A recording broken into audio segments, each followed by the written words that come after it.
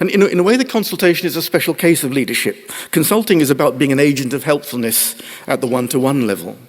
And leadership is about being helpful on a potentially larger scale. So what does Zen leadership look like? I think it looks like this. I'm not going to try and put that into words. I think the image says it all. You out of sight, people taking advantage of you without necessarily realizing that it's you that's doing it. And a Taoist philosopher, Lao Tzu, put this into words 25 centuries ago when he said, the best leader is one you hardly notice. When his work is done and his aim fulfilled, people say, amazing, we did it all by ourselves. So a Zen leader is a catalyst, someone who, without self-assertion, brings out the best in other people.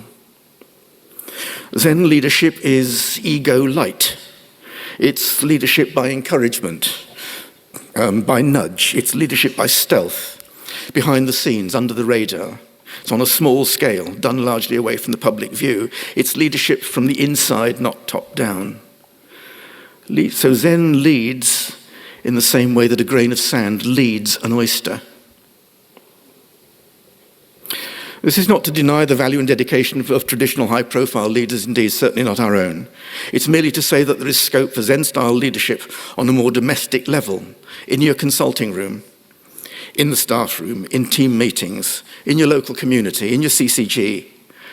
Think about it, in your own hearts, you know where it's needed. And to anyone who says, I can't see me being leadership material, I say you already are. Go back to David Haslam. What does it take? Shut up. Don't weigh in prematurely with your own solutions. Listen to other people's stories and ideas. Know your stuff. Well, what stuff does leadership call for other than the decades of personal experience you already have of how people tick? Now, the author Henry James, when he was giving advice to young writers, said this. He said, try to be one of the people on whom nothing is lost. I love that quote. That's good advice for would-be doctors and leaders as well. Be someone on whom nothing is lost. At every level, our professional world, from the individual consultation to matters of national policy, grows ever more complicated, more demanding, more conflictual. And the message of Zen is that we can't rely on just words or intellect to argue our way out of trouble.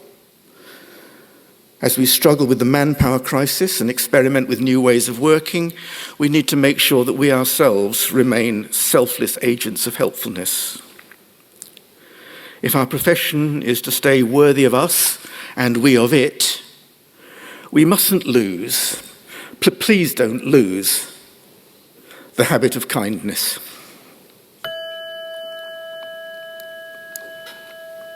Thank you.